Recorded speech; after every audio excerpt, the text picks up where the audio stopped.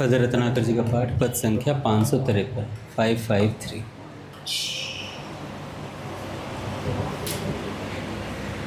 हे प्रियतमे राधिके तेरी महिमा अनुपम अकथ अनंत।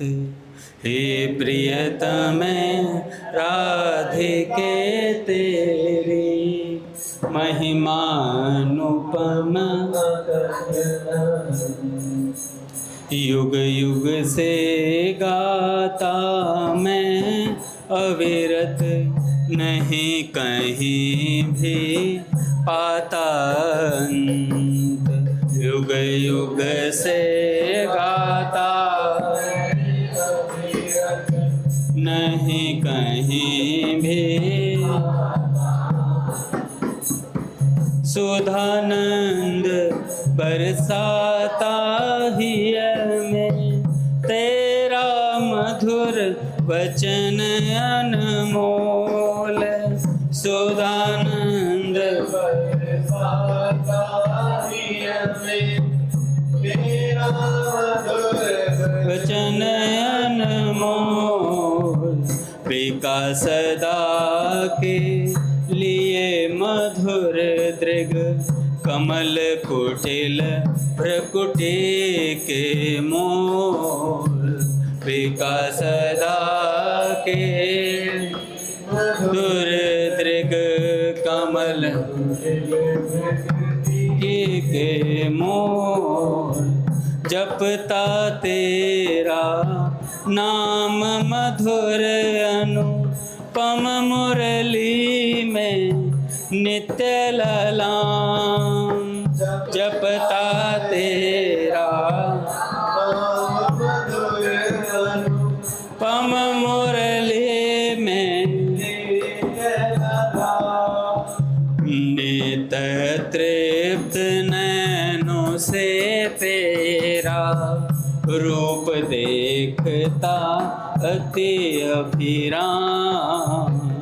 नित तृप्त नैनों से तेरा रूप देखता अति अभिराम।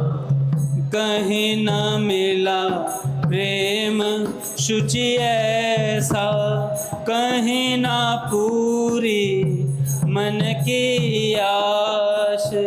कहीं ना मिला प्रेम शुचि ऐसा, कहीं ना पूरी मन की आश। एक तुझे को पाया मैंने, जिसने किया पूर्ण अभिलाष। एक तुझे को पाया मैंने, जिसने किया पूर्ण अभिलाष।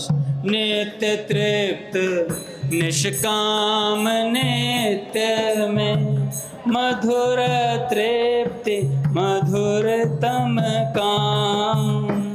नित्य तृप्त निष्काम नित्य में मधुर तृप्ति मधुरतम काम।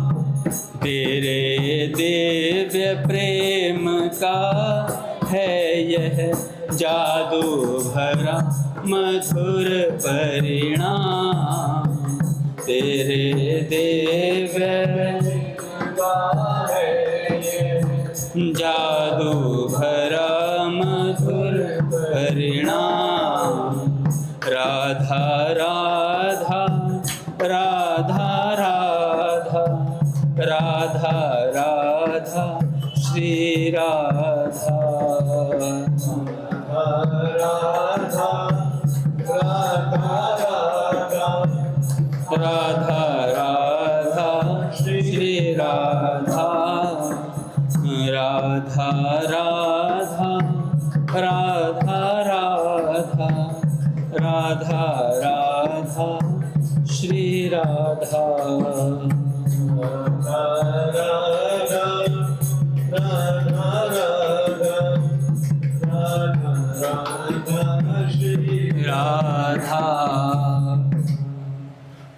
राधा माधव सरकार की जय। पूज्य श्री भाई जी महाराज की जय। पूज्य श्री राधा बाबा की जय। पूज्य मैया की जय। अपने प्यारे भैया की जय। पूज्य दादा की जय। भक्तवत्सल भगवान की जय। हरि बोल। बड़े सौभाग्य का क्षण है कि आज भी हमें सत्संग और कीर्तन का परम लाभ प्राप्त हो रहा है। पहले पूज्य बाबा के कुछ वाक्य सुनते हैं, उसके बाद किसी भक्त की चर्चा करेंगे। आगे आगे आ जाओ सब, बहुत जगह आ जाओ भैया। अच्छा, ऐसा हो सकता है कि दिव्य महात्माएं आए हों यहाँ पे तो थोड़ा पाँव बचा के माता जी। तो बड़े सौभाग्य का क्षण है कि आज भी हमें सत्संग और कीर्तन का परम लाभ प्राप्त हो रहा है। अभी नित्य की आवाज़ बिना माइक के भी मुझसे तेज थी। लगता है आज इसे प्रोटीन मिला है भरपूर।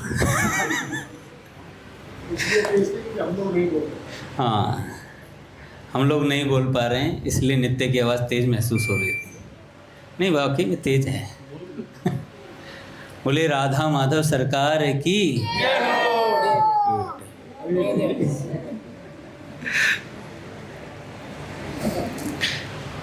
ये हमसे भक्ति में आ गए हैं महादेव जी।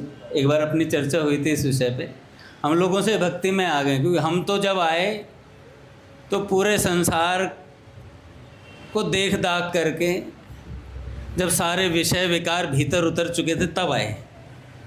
और उसके बाद भैया ने थोड़ा वो रेग मार्क नहीं लगाते दीवारों को ठीक करने के लिए, भाई हम पे रंधा मारा, दरारें भरी है हमारी, और वो भी अभी पूरी नहीं भरी हैं,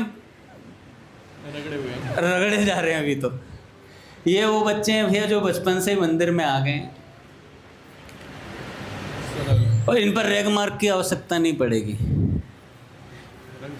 इन पर रंग चढ़ा हुआ है। और रंग क्यों चढ़ा हुआ है? क्योंकि रंगीन माहौल में है।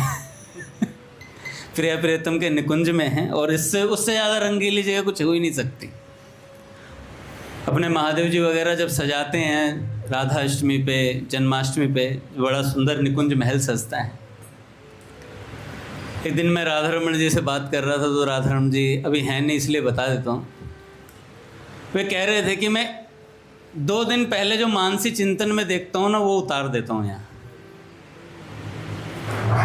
जो चिंतन में देखता हूँ वो यहाँ महल में उतार देता हूँ। कह रहे यहाँ से पहले उत्सव में वहाँ मना के आ जाता हूँ।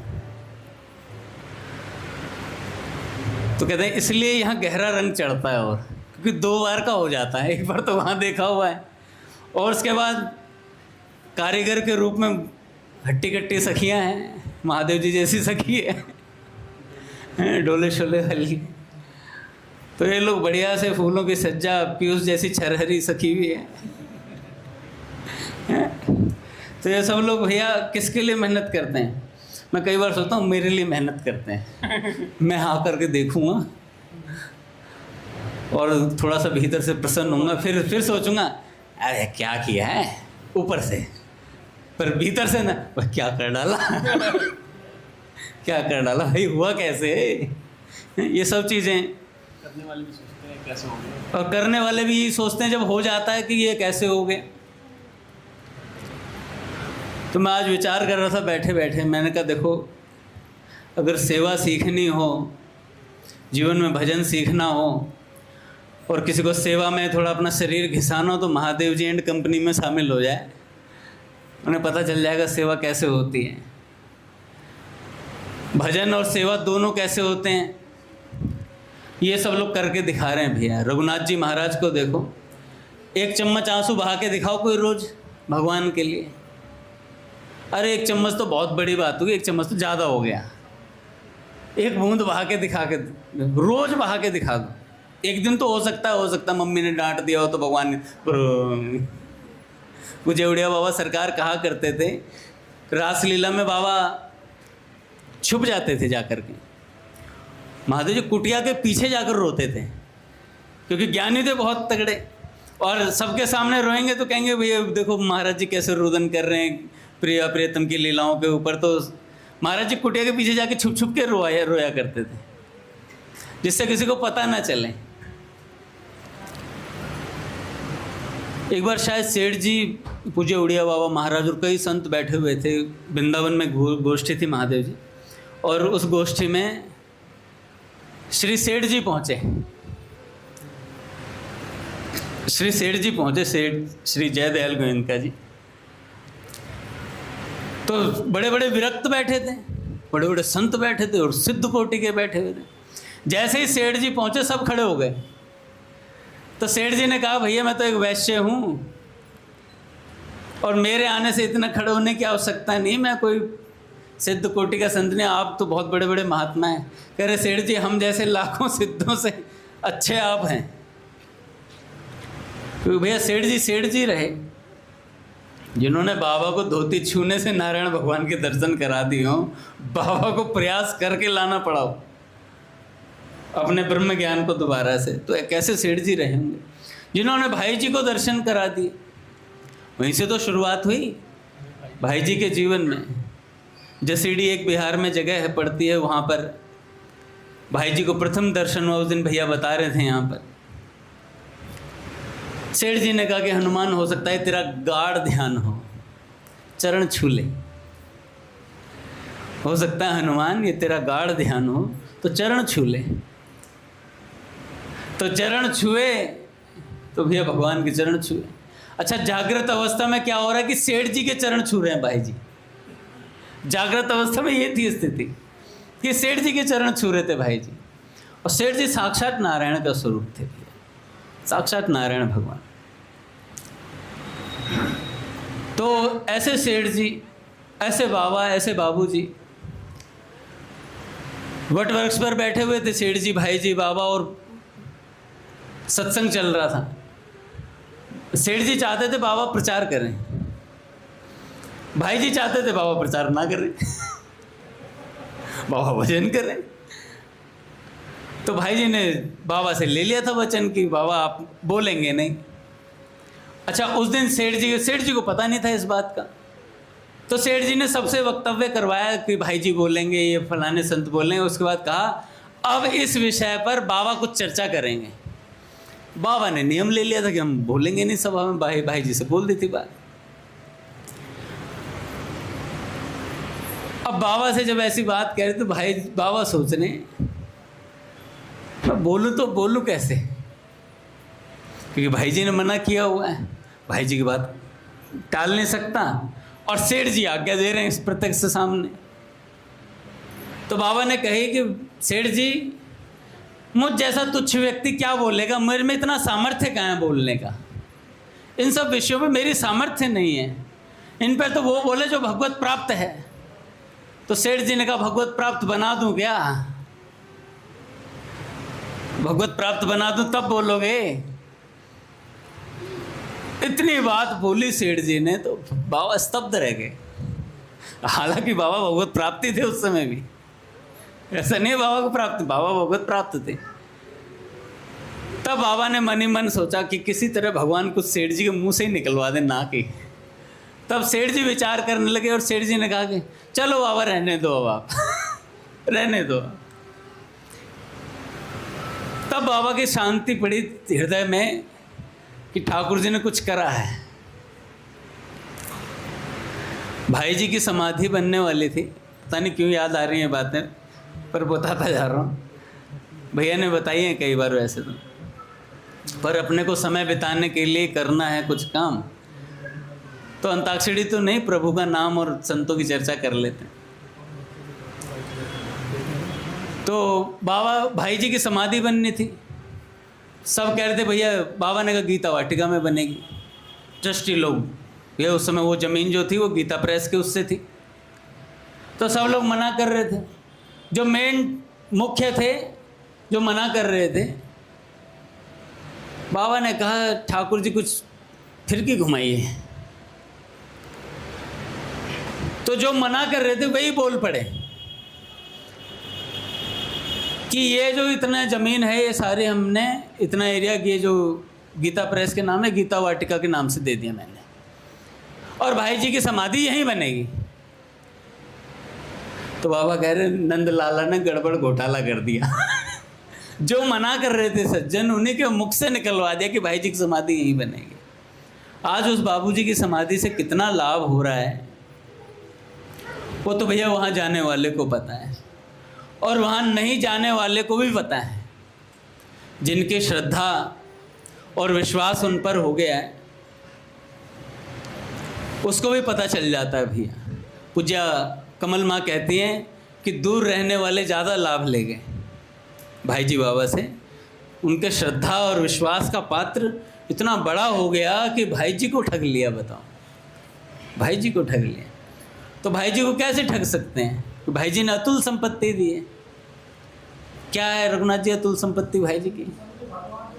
सब में भगवान को देखना, भगवान नाम का अनन्य आश्रय और भगवत कृपा पर अटूट विश्वास। सब में भगवान को देखना और भगवान नाम का अनन्य आश्रय और भगवत कृपा पर अटूट विश्वास। किसी ने मेरे को लिखकर भेजा यूट्यूब पर,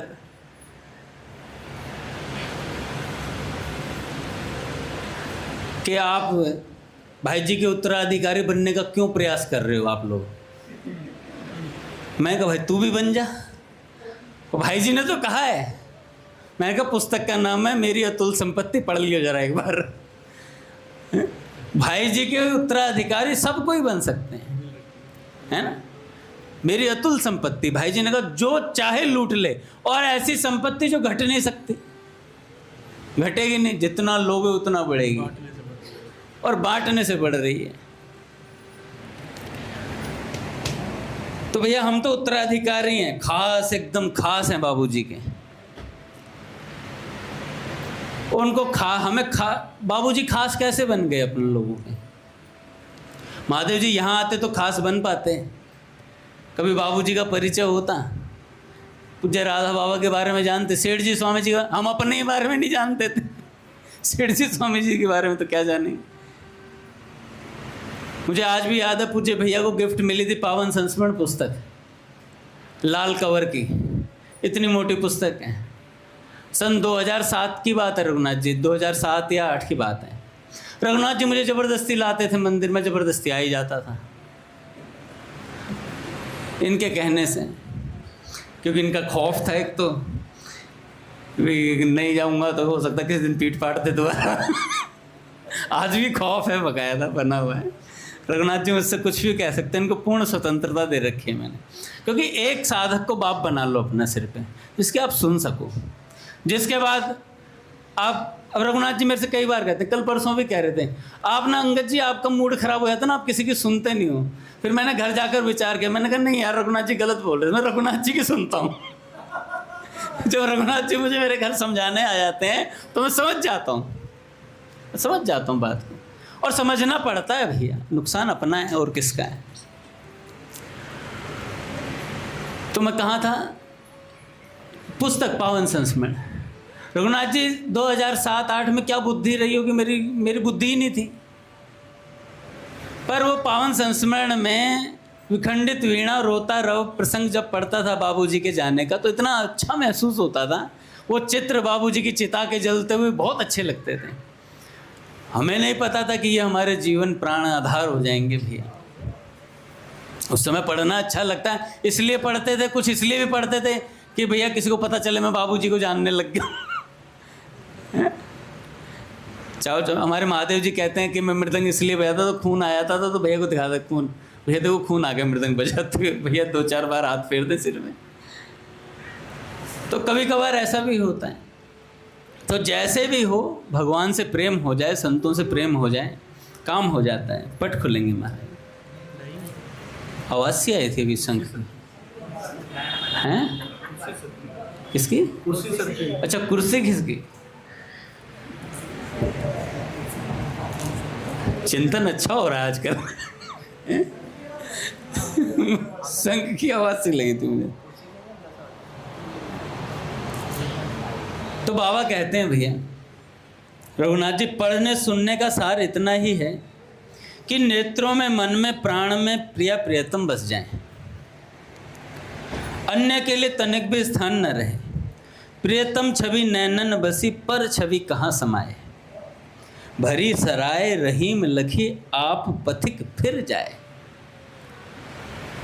प्रिया प्रियतम की छवि नैनों में बस जाए, इतना काम हो जाए। प्रतीक भैया की सगाई में गए, चलो बहुत सी बातें याद आ रही हैं। महादेव जी जब एंट्री करी तो वो सजावट थी ना, सजावट हो रखी थी, बड़े इधर उधर वो खंबे से लगे हुए, तो बड़ी सुंदर सजावट थी। तो मेरे साथ राधे श्याम जी चल रहे थे, कह रहे यार अंगद जी, राधा अष्टमी पे इस तरीके का कुछ एंट्रेंस होनी चाहिए। मैंने कहा यार क्या सोच रहा है तू?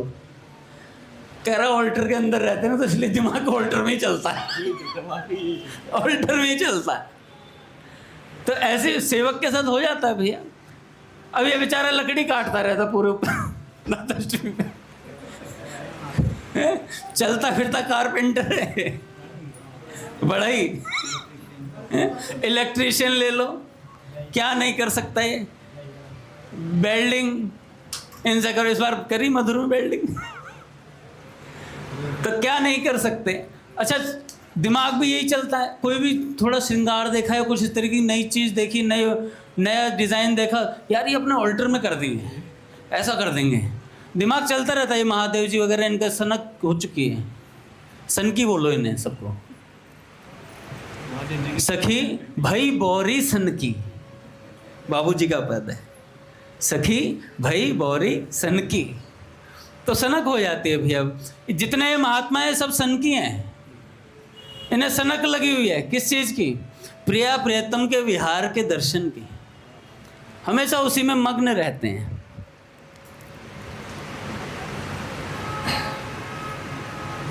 कौन सा पद था? बड़ा सुंदर हरिराम व्यास जी का पद है।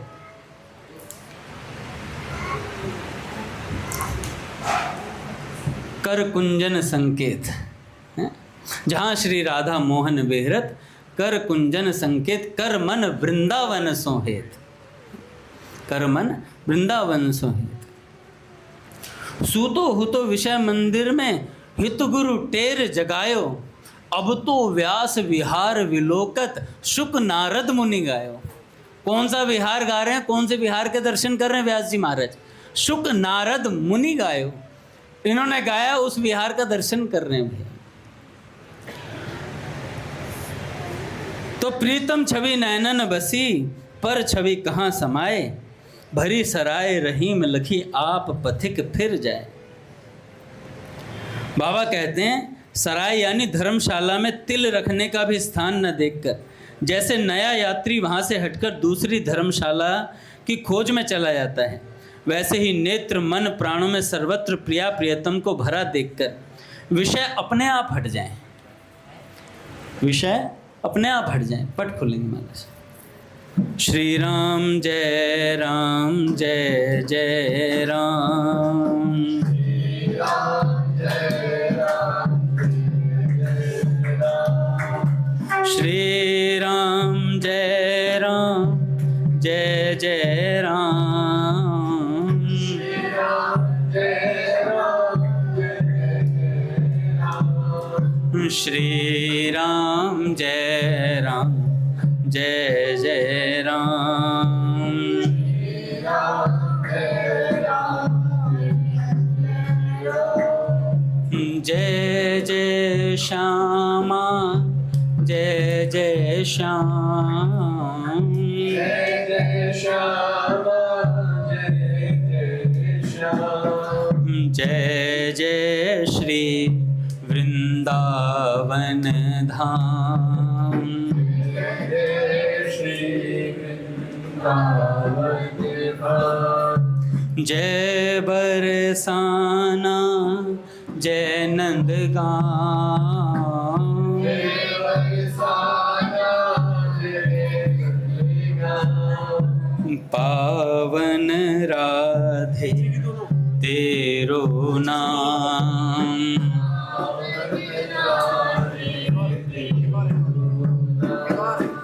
श्री यमुना जी ललित ललाम, श्री यमुना जी ललित बोले राधा माधव सरकार की जय।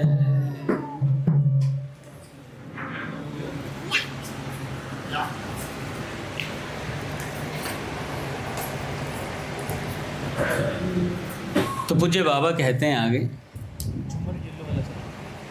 युगल सरकार को चित्त में बसाइए, जीवन का यही परम लाभ है। समय बिजली की भांति आपके सामने देखते देखते निकल जाएगा। गिनती के सांस बाकी हैं, एक एक करके कम होते जा रहे हैं। अब समय नहीं है कि आप किसी प्रपंच में तनिक भी फंसिएगा। वाणी प्रिया प्रियतम के मधुर नाम का उच्चारण करें, कान उनके लीला अमृत का पान करें एवं नेत्रों के सामने युगल छवि निरंतर बनी रहे। बस यही अभ्यास करना है तथा प्राणों की शक्ति लगाकर करना है। खूब मौज से श्री कृष्ण का निरंतर चिंतन कीजिए। आज मैंने भेजा है ठाकुर जी के पूरे परिवार का, हैं सखा कितने हैं, धोबी कौन कौन है, सारा भेज दिया मैंने कहा पढ़ो, आनंद आएगा उसे पढ़ने में। रोज़ 1-2 बार 5-10 मिनट भी पढ़ लिए तो ठाकुर जी के परिवार के बंदों के नाम याद कर लो। है महादेव जी, बाई चांस भूले बैठ के हमारी बुद्धि फिर गई और हमें कभी नरकों वरकों में यमराज जी के सामने जाना पड़ा तो दे धड़ाधड़ परिवार ठाकुर जी के नाम सुनाएंगे, ठाकुर जी के परिकरों के नाम। यमराज जी भी कहे वाह धन्य हो गया, यमराज जी कहेंगे मेरे आसन पर बैठो पुत्र। तो याद कर लो भाई, याद करने में क्या जाता है, अपने कौन सा पैसा लग रहा है। महादेव जी कोई पैसा लग रहा हो, मैसेज तो पढ़ना, इतने मैसेज पढ़ते हैं, एक मैसेज और सही पढ़ लिया, उसे उठा करके उसे टेक्स्ट फाइल में डाल लो और रोज पढ़ लो। हैं तेरे पास नहीं आया होगा, भेज दूंगा, ताना मत मार।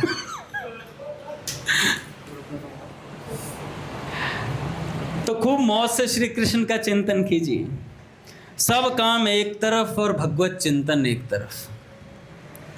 मन से निश्चय करके चिंतन की चेष्टा कीजिए, तब चिंतन में सफलता मिलेगी।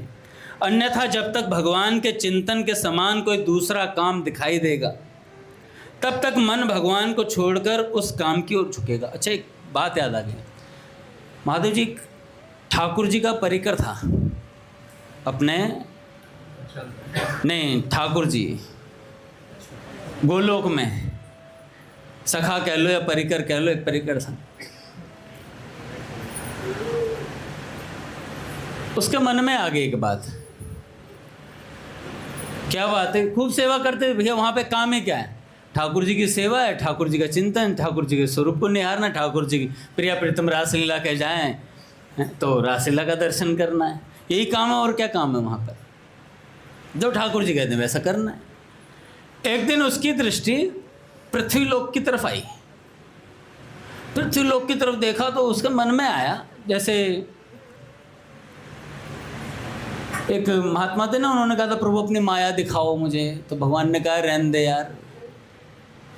तो नहीं प्रभु मैंने इतनी तपस्या करी है, उसका फल मुझे ये दे दो कि मैं माया देखना चाहता हूँ। भगवान कह रहे सब लोग तपस्या करके मुझे देखना चाहते हैं और तू माया का दर्शन करना चाहता है, माया तेरी काया पलट देगी, डर जा। कह रहे नहीं प्रभु मेरे को माया देखने, सब कहते हैं मम माया दुरत्या, आपने भी बोला है, तो मैं देखना चाहता हूँ। भगवान ने दिखा दिया ट्रेलर, डुबकी लगाकर बाहर निकले, इतनी देर में तो कई जन्म हो गए और संसार में उथल पुथल सी मचा करके परेशान होकर के वापस डुबकी से बाहर आए। कह रहे प्रभु आगे से मत दिखाना, हाथ जुड़वा लो। तो ऐसे ये जो एक परिकर थे, इन्होंने कहा कि भगवान मुझे पृथ्वीलोक पर जाना है। भगवान के बड़े प्रिय थे। भगवान ने कहा नहीं यार रहने दे, तू मत जा यार। भगवान ने बहुत समझाया, भगवान ने कहा कि वहाँ माया लग जाती है, वहाँ पर बहुत बुरा हाल है यार, तू मत जा, तू मेरा बड़ा प्यारा है। उसने नहीं प्रभु जब आपका बनाया हुआ संसार है तो उसमें क्या गड़बड़ हो सकती है। कह रहे अरे नहीं मैं कह रहा हूँ ना, तू समझ जा मेरी बात को। नहीं नहीं नहीं, पीयूष कह रहा है नहीं मैं तो जाऊँगा।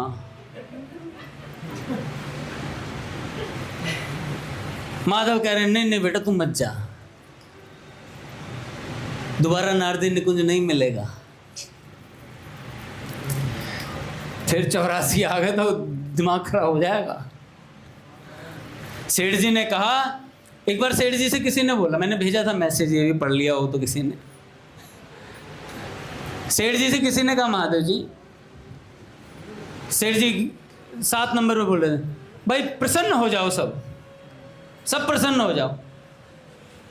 किसी ने कहा सेठ जी क्यों प्रसन्न हो जाएं? सेठ जी ने कहा कि एक सेठ के कहने से मान लो कि भगवान तुमसे मिलना चाहते हैं इसलिए प्रसन्न हो जाओ, भगवान तुमसे मिलना चाहते हैं इसलिए प्रसन्न हो जाओ। ये सेठ जी ने कहा कोई भी साधक ये विचार ना करे कि मेरा अगला जन्म हो, सब ये सोच लो कि मेरा ये आखिरी जन्म है। अपनी इच्छा कुछ रखनी ही नहीं है कि भाई जन्म जन्म अवतार रे फिर आऊँगा। अपने दिमाग को सेंटर भगवान को ही रखो, भगवान भेजेंगे तो 100 बार आना हो सकता है, लेकिन हम अपनी तरफ से संकल्प ना करें।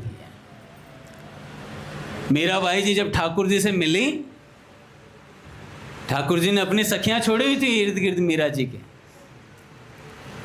सब प्रिया जी की परिकर थी, और जब छोड़ी हुई थी तो वहां पर जब वृंदावन पहुंची और दिव्य दर्शन कराया प्रिया प्रियतम सरकार का, तो ठाकुर जी ने कहा कि मीरा अभी कुछ समय और पृथ्वी पर रहना है। जब मैं ये चरित्र पढ़ रहा था मैं कहा हृदय फट जाता होगा साधक का, हृदय फट जाता होगा साधक का कि जब भगवान ये कह दें कि तुझे पृथ्वी पर थोड़े दिन और रहना होगा, जीवों के कल्याण के लिए ही सही, परोपकार के लिए ही सही, पर भगवान से बिछो बड़ा मुश्किल होता है। हम किसी से प्रेम करते हैं तो कितना मुश्किल होता है उसे छोड़ के, ऐसा लगता है जग सूना सूना लागे, हालांकि होता ही नहीं है जग सुना। एक बंदे ने कहा था, उसने कोई साधक कह रहे थे वो मेरे बिना रह नहीं सकती, थोड़े दिन पता चला कि उसकी शादी हो गई, उसके साथ रह रही है और वो भी शादी कर गया, वो दूसरे के साथ रह रहा है। जग अच्छा संसार सूना पड़ गया बेचारा। तो सबके बिना रह सकते हैं भैया, पर हम भगवान के बिना नहीं रह सकते। हम आत्मा की, जो आत्मा है वो प्रभु है भैया, और आत्मा का जो मुख्य लक्ष्य अपने पूज्य भैया कहते हैं वो परमात्मा है। जब तक ठाकुर जी के चरणों में नहीं पहुंच जाएंगे तब तक ये उलझनें चलती रहेंगी। तो उसने बोला, परिकर ने बोला कि नहीं प्रभु मुझे जाना है, मुझे माया देखने में धरती पर जाऊंगा। पापा, तो माधव ने कहा पापा मत बोल यार, हूँ तेरा दोस्त, हूँ तेरा, चल कोई बात नहीं। जाना चाहता है? कह रहे हाँ। पक्का जाना चाहता है? कह रहे हाँ ठाकुर जी पक्का जाना चाहता हूँ। गया महादेव जी, चला गया, पृथ्वी पर पहुँचा, जन्म लिया, जन्म लेने के बाद थोड़ा बड़ा हुआ, वो पढ़ाई लिखाई कह रहा है यार क्या है ये सब, पहले प्ले स्कूल, उसके बाद फिर क्या आता है प्री नर्सरी, फिर फ्री नर्सरी भी होता और फिर नर्सरी, फिर केजी, फिर नर्सरी, फिर केजी, और फिर 1 2 3 4 5 6, और भैया वो आगे चलती रहती हैं कक्षाएं। बड़ा मुश्किल होता है पास होना। मैं जानता हूँ, रघुनाथ जी से पूछो, हर पेपर में पास होने के लिए हनुमान जी से कहता था, हनुमान जी महाराज इस पेपर में पास करा देना। MCA में एक पेपर था CBNST का, इनको याद है रघुनाथ जी को। अच्छा, इनकी मैथमेटिक्स बहुत अच्छी थी, मेरा कुछ भी अच्छा नहीं था। तो महादेव जी, हम तो यहाँ के हरियाणा के बंदे रहे हैं, तो हमने तो ट्रिक अपनाई। हाँ, किसकी? रघुनाथ जी की अच्छी थी, मेरी नहीं थी। मेरे तो 10वीं में ही 33 नंबर थे। कई बार बता चुका हूँ, आप लोग फिर मेरा मजाक उड़ाएंगे। 10वीं में मेरे मैथ्स में 33, इंग्लिश में 33, संस्कृत में 33 और साइंस में 49 थे। साइंस में तो जैसे ना आर्ट्स लेनी है, कॉमर्स लेनी है, साइंस लेनी है, तो सरकारी स्कूल के जो अपने टीचर थे उसने कहा कि बेटा तेरी मैथ्स भी अच्छी नहीं है, इंग्लिश भी अच्छी नहीं है, संस्कृत भी अच्छी नहीं है, तू ऐसा कर साइंस ले ले, तेरे साइंस में अच्छे नंबर आए। बच्चे कितना हंस रहे हैं। मैंने कहा गुरुजी ये पाना है ये आप सच में कह रहे हो? नहीं मैं सच्ची में कह रहा हूँ। अच्छा वो पापा के दोस्त थे, उन्होंने एडमिशन करवाया था सरकारी स्कूल में, अपने यहीं रहते सब्जी मंडी में, देखा होगा माधव जी आपने उनका, उन्होंने एडमिशन करवाया था थाने वाले स्कूल में। हैं? सेंट मैरी स्कूल को फेल करता था वो।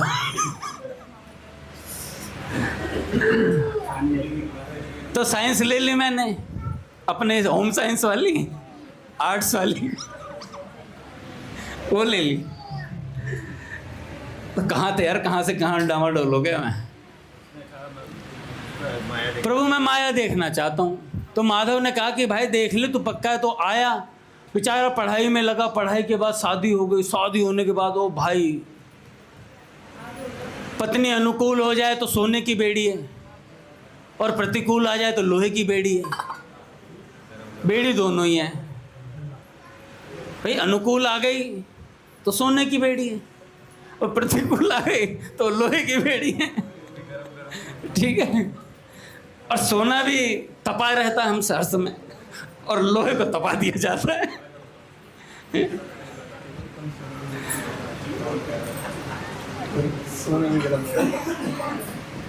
तो उनकी प्रतिकूल आ गई महादेव जी, और जो बेचारे का नाश हुआ, परेशान हो गया वो। एक दिन एक वट वृक्ष के नीचे बैठा था, परेशान होकर के अकेला चला गया दूर, और एकांत में गया, विचार करने लगा। जैसे ही विचार किया तो कदम्ब के वृक्ष के नीचे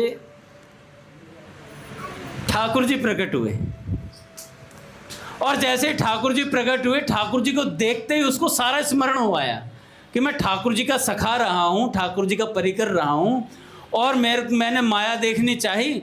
तो भगवान ने कहा कि वापस चलेगा या अभी और पूरी पिक्चर करके ही आएगा धुरंधर। या पार्ट 2 धुरंधर देखनी है तुझे?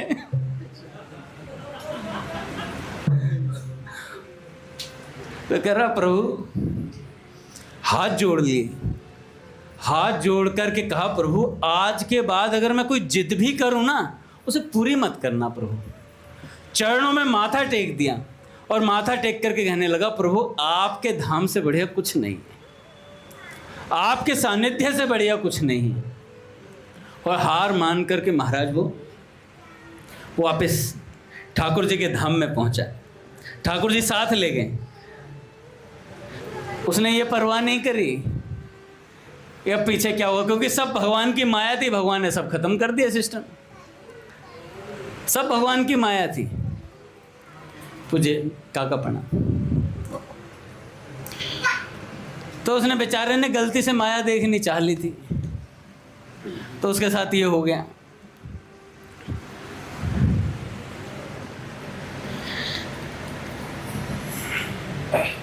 काका आ गए,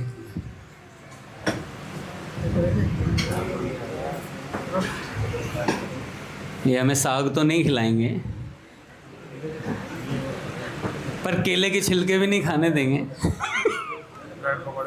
ब्रेड पकोड़े बनवाए आप लोगों के लिए, तो धैर्य धारण करें। पूज्य भैया आ रहे हैं क्या, एक बार पता कर लो, आ रहे हैं ना, पर फिर थोड़ा और धैर्य धारण करो।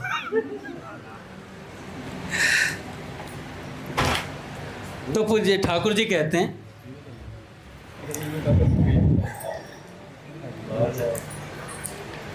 प्रिया प्रियतम का अखंड चिंतन करें, बस यही सार है। अभी मन में अनेकों वासनाएं हैं, अनेकों कर्तव्य बुद्धियां भरी पड़ी हैं।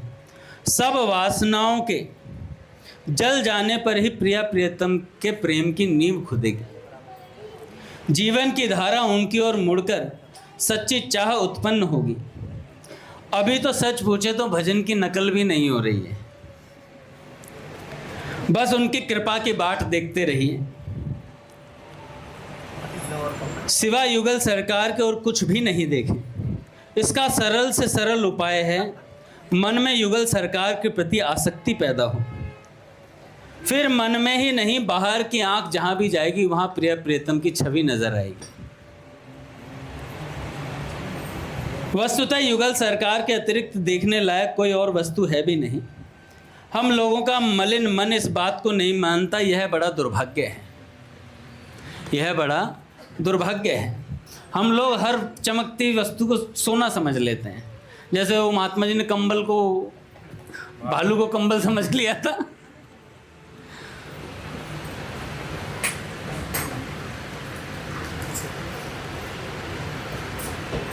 एक बार एक गुरु जी गंगा जी के किनारे बैठे थे।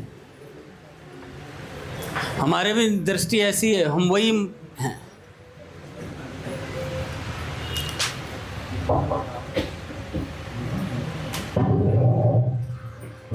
तो महात्मा गंगा जी के किनारे बैठे थे, सर्दी का मौसम था, कंबल की सख्त आवश्यकता महसूस हुई।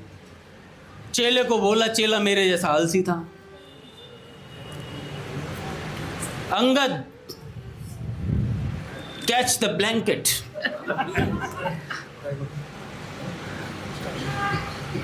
अंगद ने कहा, गुरुजी ठहरे पानी में तो मैं एक बार को कोशिश कर सकता हूं तैरने की, लेकिन गुरुजी बहते पानी में से किसी को निकालना वो आप ही जानते हो। सामर्थ्य वो महापुरुषों का ही होता है, बहते में से किसी को निकाल लेना। आपकी वाणी में वो सामर्थ्य है, आपके तेज में वो सामर्थ्य है कि कंबल अपने आप आ जाए। अरे कुछ ज़्यादा नहीं फेंक रहा तू चिले, कुछ ज़्यादा हो रहा है। गुरुजी ज़्यादा कुछ नहीं है, तो आपकी महिमा में 2-4 श्लोक ही हैं, मैं तो बनाकर बोल सकता हूँ, और 100 श्लोक और आ सकते हैं मेरी तरफ से। कह रहे नहीं नहीं बहुत होगी तारीफ, ठीक है मैं चला जाता हूँ, इतनी हाथ पैर फुलाने की ज़रूरत नहीं है। काका वो चले गए और भाव तेज था। गुरुजी कूदे, चेला भी साथ साथ भग तो रही है। कह रहे गुरुजी पकड़ दो, गुरुजी पकड़ लो। ओ भाई, गुरुजी ने कंबल को पकड़ लिया और चलते जा रहे हैं। चेला भागे जा रहे हैं। गुरुजी कब तक भागूंगा, बाहर ले आओ। बैराज बैराज आ गया, बाहर ले आओ कंबल को। गुरुजी खींच लो। कह रहा भाई, गुरुजी ने आवाज मार के गई, बेटे मैं नहीं खींच रहा हूं इसे, अब ये मुझे खींच रहा है। कह रहे गुरुजी क्या हुआ, बहुत बड़ा कंबल लगता है। कह रहे कंबल क्या है ये, बेटा ये भालू है, भालू है। कह रहा भालू है। कह रहे अब बाहर नहीं आ पाऊंगा, अब इसने मुझे पकड़ लिया है। तो ऐसे ही हम जाते तो हैं, मैं काजल की कोठरी से बाहर आ जाऊंगा, मैं सब चीज अरे मुझे माया नहीं लग सकती। माधव चेला है अपना, और माधव खड़ा होकर ही पिटाई करवा रहा होता है। कह रहा बहुत चेला बना रहा था, हम सबके गुरु हैं, हम सबके गुरु हैं, हमारी पिटाई है। माधव चेला है हमारा, हम पर माया असर नहीं करती। अरे क्या हो गया, फेसबुक 5 घंटे तो देखा है। अब ये सब चीजों का मुझ पर असर नहीं पड़ता, कि मेरे भीतर सांसों की माला में सिमरूं मैं पी का नाम, कोहली करे आराम पी का नाम। मुझ पर कोई असर नहीं पड़ता है। तो ऐसा नहीं है भैया। हमारे पूज्य भैया कितनी बार समझाते हैं, काजर की कोठरी में कितनों ही सयान हो जाए, एक लीक काजर की लागी है भाई, लागी है। तो सावधानी बड़ी आवश्यकता है। देखो, सेवा, सुमिरन और सावधानी और सत्संग। हमारे पूज्य भैया ने एक बार यहाँ से बताया था, चारों में अपने को इतना व्यस्त रखो। अब श्यामाचरण जी से पूछो विकार आते हैं क्या? अबे ऐसे कर देंगे श्यामाचरण जी। क्या है अंगद जी? मैंने एक दिन उनसे बोला, मैंने सत्संग बोलोगे क्या? ये सब आप पे शोभा देता है। मतलब मैं कहा ये ताना मार रहे हो, क्या कर रहे हो? एक दिन ऐसे ही बोल दिया श्यामाचरण जी से मैंने। श्यामाचरण जी खुश हो? कह रहे खुशी किस बात की है, भगवान मिल गए क्या? मैं कहा यार मतलब टोंट से क्यों मार रहा था? तो बड़े विलक्षण महात्मा वेकल महादेव जी बता रहे थे कि किस प्रकार वो सेवा देते हैं, उनके मुख पर ना नहीं मिलेगी सेवा में। और ऐसे ही बच्चों को भगवान दिखते हैं भैया, ये लोग पोछा लगाते हैं, जो सुबह आते हैं उन्हें भगवान के चरण दिखे पूज्य प्राची दीदी के समय में। क्यों दिखे? कि भैया ये निष्काम भाव से अपना सेवा दिए जा रहे हैं। बुद्धि लगाने वाले को कुछ नहीं मिल रहा, वो बुद्धि लगाए जा रहे हैं। काका एक बाबूजी का वाक्य पढ़ा मैंने, जब तक राग द्वेष रहेगा तब तक प्रिया प्रियतम का प्रेम प्राप्त नहीं हो सकता। जब तक राग द्वेष रहेगा तब तक प्रिया प्रियतम का प्रेम प्राप्त नहीं हो सकता, राधा माधव की प्रीति प्राप्त नहीं हो सकती। तो वैसी बात पड़ी तो मैंने कहा भाई ख़त्म करने वाली चीज़ है ये, तो जल्दी से जल्दी कर देनी चाहिए। मन के अंदर अगर ये भाव प्रिया प्रियतम नहीं मिलेंगे, और मेरे तो भीतर जिसके प्रति मेरे मन में कुछ था, मैंने कहा यार बाबूजी ऐसी बात बोल रहे हैं, अरे राम क्या होगा मेरा, हैं? फलाने से राग है, फलाने से द्वेष है, अब करें तो करें क्या? तो करना क्या है? पूज्य भैया आ गए महाराज। अच्छा मैं तो गेट खुल गया। अच्छा तो बाबा कहते हैं आगे भैया, जीवन का अनमोल समय व्यर्थ न जाए, बातों बातों में ही जीवन समाप्त हो जा रहा है। यदि प्रिया प्रियतम के चरणों में अनुराग नहीं हुआ तो यहाँ की सारी सफलता व्यर्थ है। यहाँ की सारी सफलता व्यर्थ है। दूसरे बातों से अनुराग होता भी नहीं है, बातों से अनुराग होता नहीं है। उसके लिए सर्वस्व त्याग करना पड़ता है। सर्वस्व क्या? काका मुझे एक बात समझ में आती है, ऐसा होना चाहिए और ऐसा नहीं होना चाहिए, ये त्याग हो जाए तो सर्वस्व त्याग हो जाएगा। मन बार बार कहता नहीं नहीं ऐसा होना चाहिए, फिर दूसरा कहता नहीं नहीं ऐसा नहीं होना चाहिए। अब भजन होना चाहिए भाई, संकल्प विकल्प का त्याग होना चाहिए। तो जब तक सब कुछ बचा कर रख लेने की वासना, तब तक प्रेम की बात करना तमाशा सा लगता है। प्रेम की बात करना तमाशा सा लगता है। अतः कहना यह है कि मन ही मन जरा यहाँ के मोह को छोड़ने का अभ्यास कीजिए।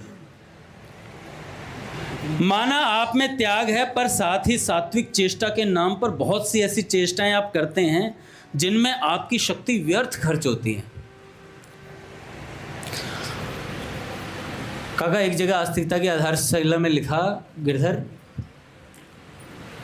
बहुत तगड़ा वैराग्य है तो क्या हुआ, बहुत ज़्यादा आपके भीतर ये करना चाहिए और वो नहीं करना चाहिए ये भरा है तो क्या हुआ, बहुत ज़्यादा अच्छे आचरण हैं तो क्या?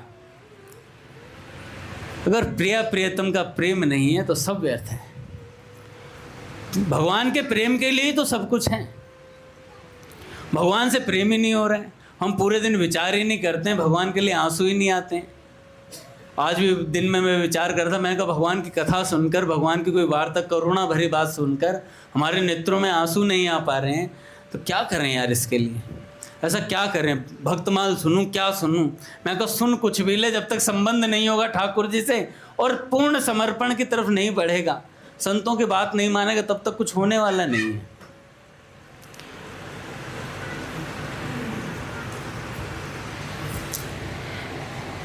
तो थोड़ी सावधानी रखें जिससे आपके द्वारा व्यर्थ जो चेष्टाएं हो रही हैं वो ना हो, उनमें रोक लगे। सारी बात इस बात पर निर्भर करती है कि श्री प्रिया प्रियतम की स्मृति कितनी होती है दिन भर में। यदि स्मृति बढ़ रही है तो सज्जनों रास्ता ठीक है। पूज्य भैया को प्रणाम। यदि स्मृति बढ़ रही है तो रास्ता ठीक है, किंतु यदि स्मृति में कमी आ रही है तो आप रास्ता भूल गए हैं, यह निश्चित बात है। आप इस कसौटी पर कसकर ही जीवन को सावधानी से सुधार में लगाइए।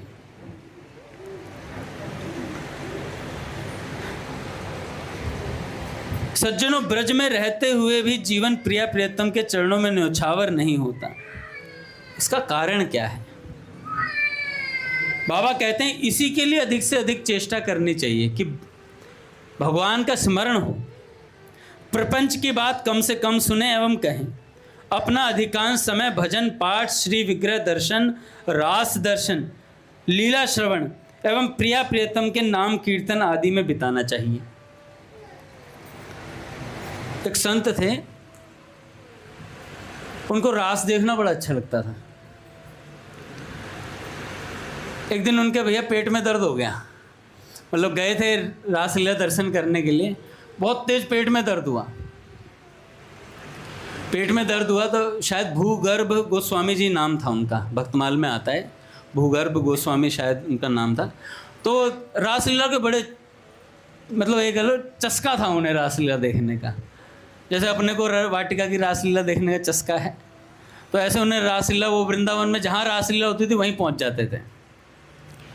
तो वहाँ पहुँच के प्रिया प्रियतम नृत्य कर रहे हैं, और पेट में दर्द हुआ तो छोड़ करके जाना पड़ा। अब छोड़ करके गए तो कमरे में गए, वहीं पे एक कमरा था तो वहाँ पर जा करके लेट गए। अच्छा, इधर पेट में दर्द हो रहा है, दवाई लेकर लेटे हुए हैं, और उधर रासलीला चल रही है। उधर भी रासलीला में भूगर्भ गोस्वामी जी वहाँ मौजूद हैं। जो यहाँ सेवा में था वो वहाँ गया रासलीला में, जाकर देखता है यहाँ भी गोस्वामी जी हैं और वहाँ भी गोस्वामी जी हैं, दो जने कैसे हैं। वो आकर के बताता उन्हें, कहता महाराज जी आप वहाँ भी हो यहाँ भी हो। कह रहे क्या बात करता है। वो उठ करके गए भैया, और जाकर के देखा तो अपने ही एक दूसरे स्वरूप को देखकर अचंभित हो गए। उन्हें बात समझ में आ गई। कह रहे ये तो ठाकुर जी मेरे लिए ये स्वरूप बना करके यहाँ रासलीला का दर्शन कर रहे हैं। तो इतना प्रेम उमड़ के आया भगवान के प्रति कि देखो भगवान कैसे अपने भक्तों के लिए क्या क्या नहीं करते। पूज्य रमेश बाबा जी भक्त भजन गाते हैं, बहुत सुंदर है, वो शायद विनय पत्रिका का ही है कि भगतन हित तुम कहा न कियो हरि, कि गर्भ परीक्षित रक्षा कीनी। परीक्षित के गर्भ में रक्षा। कौन ऐसा है माइका लाल जिसने गर्भ में भगवान का दर्शन कर लिया। पूज्य मलुकपीठ सरकार कह रहे थे एक व्यक्तित्व ऐसा है, कौन? परीक्षित जी महाराज। गर्भ में भगवान का दर्शन प्राप्त हो गया भैया। और महाराज जी कह रहे थे कि बाहर आकर नाम भी परीक्षित इसलिए पड़ा कि वो हर एक की परीक्षा करते थे कि इसमें तो वो नहीं है जिसे मैंने गर्भ में देखा था, कहाँ है जिसे मैंने गर्भ में देखा था। तो परीक्षा करते थे, तो इसलिए परीक्षित नाम पड़ा।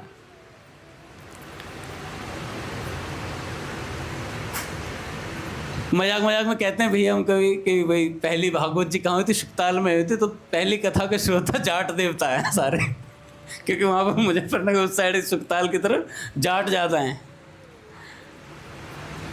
तो भैया जाट भजो, गुजर भजो और भजो अहिर, तुलसी हरि के नाम में हर काहू की सीर। भैया कि सब काहू का सीर, तो सब कोई भगवान का भजन कर सकता है।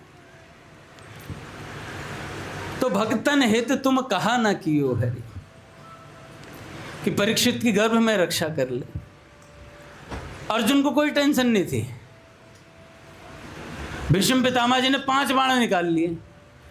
क्यों? दुर्योधन ने ताना मार दिया रात को, आप बस युद्ध हमारी तरफ से कर रहे हो पर आपका मन पांडवों की तरफ है।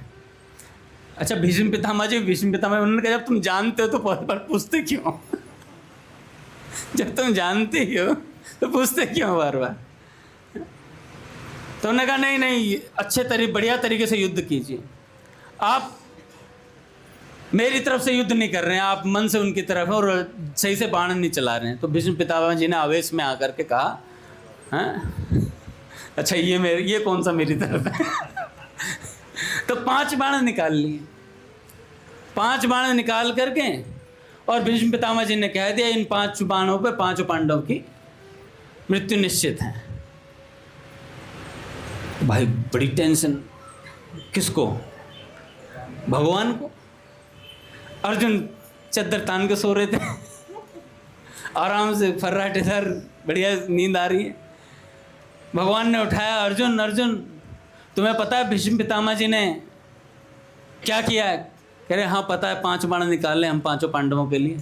कह रहे टेंशन नहीं हो रही? कह रहे प्रभु कोई टेंशन नहीं है, बिल्कुल टेंशन फ्री हूँ मैं। कह रहे क्यों? कह रहे जिसके लिए आप टेंशन ले रहे हो वो टेंशन क्यों लेगा भाई? अच्छा भगवान टेंशन क्यों लेते हैं? अर्जुन की टेंशन क्यों ले रहे हैं? भैया कहते हैं, पूज्य बाबूजी के एक लेख में था, वो अर्जुन जी भगवान के यहाँ गए थे मिलने के लिए। तो जब गए तो भगवान ने कहा थोड़ी देर विश्राम कर लो, फिर भोजन साथ में पाते हैं। तो अर्जुन जी अंदर जाके विश्राम करने लगे।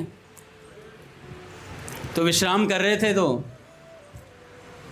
भोजन तैयार हुआ। रुक्मणी मैया ने कहा कि भोजन तैयार हो गया, अर्जुन जी को बुला लेते हैं। तो पहले किसको भेजा था भैया, आपको याद होगा? पहले रुक्मणी माता जी गई थी। रुक्मणी मैया गई थी, आप बैठो, आप पाना शुरू करो, मैं बुला करके लाती। तो भीतर गए तो जाकर के देखा तो अर्जुन सोते हुए भी कृष्ण नाम का कीर्तन कर रहे हैं, सांस सांस के साथ कृष्ण। अच्छा ऐसे कर रहे हैं कि कीर्तन हो रहा है, जैसे कीर्तन की तरह, और धुन बनी हुई है कीर्तन की। गोपियों ने रुदन भी किया तो वो गोपी गीत हो गया भैया। जब भगवान के लिए साधक रुदन करता है तो भैया वो एक गोपी हो जाता है। तो भगवान ने जाकर, रुक्मणी जी ने जाकर देखा तो उन्होंने देखा क्या कीर्तन चल रहा है। फिर उसके बाद नारद जी महाराज आए, फिर भगवान शंकर भी आए, वो भी अंदर जा रहे हैं, बाहर कोई नहीं आ रहा कक्ष से। क्यों नहीं आ रहा है? नारद जी महाराज ने देखा कि अंदर कीर्तन चल रहा है, उन्होंने कहा कुछ वाद्य होना चाहिए, वीणा बजानी शुरू कर दी। भगवान शंकर आए, उन्होंने नृत्य डमरू बजा कर नृत्य करना शुरू कर दिया भैया। प्रहलाद जी मृदंग वगैरह सब ले करके भाई पूरा परिक्रमा पहुंच गया। अंदर आए, ठाकुर जी ने देखा, ठाकुर जी के नेत्र भरे और ठाकुर जी ने अर्जुन के चरणों पर माथा रखा। बड़ा विलक्षण भाव था। मैंने जब ये सुना मैंने कहा देखो भगवान कितने अपने भक्त से प्रेम करते हैं कि कीर्तन करते हुए भक्त के चरणों पर माथा टेक दिया कि तू मेरे नाम पर है। भैया कल कह रहे थे कि गित्वा चमम नामाने, कुछ इस तरीके का श्लोक बोल रहे थे कि जो भगवान के नाम पर कीर्तन करता है भैया भगवान को उसने खरीद लिया है। खरीद लें क्या? खरीद सकते हो आप, हम सब लोग खरीद सकते हैं भगवान को भैया। मूल्य क्या है? मूल्य नित्य निश्चित है मेरा, प्रेम प्रपूरित राधा नाम। चाहे जो खरीद ले मुझको, मुझे सुना कर राधा नाम। राधा से भी लगता मुझको अधिक मधुर प्रिय राधा नाम। राधा शब्द कान पढ़ते ही खिल उठती ये कली तमाम। जय राधे जय जय राधे जय राधे जय राधे जय जय राधे जय राधे जय जय राधे जय राधे जय जय राधे। राधा से भी लगता मुझको अधिक मधुर प्रिय राधा नाम। राधा से भी लगता मुझको अधिक मधुर प्रिय राधा नाम। नारायण शिव ब्रह्मा लक्ष्मी दुर्गा वाणी मेरे रूप, प्राण समान सभी प्रिय मेरे, सबका मुझ में भावनूप। पर राधा प्राणाधिक मेरी, अतिशय प्रिय प्रिय जन सिर मोर। राधा सा कोई न कहीं है, मेरा प्राणाधिक प्रिय और। अन्य सभी ये देव देवियाँ बसती हैं नित मेरे पास, प्रिय राधिका का है मेरे वक्षस्थल पर नित्य निवास। राधा से भी लगता मुझको अधिक मधुर प्रिय राधा नाम। राधा शब्द कान पड़ते ही खिल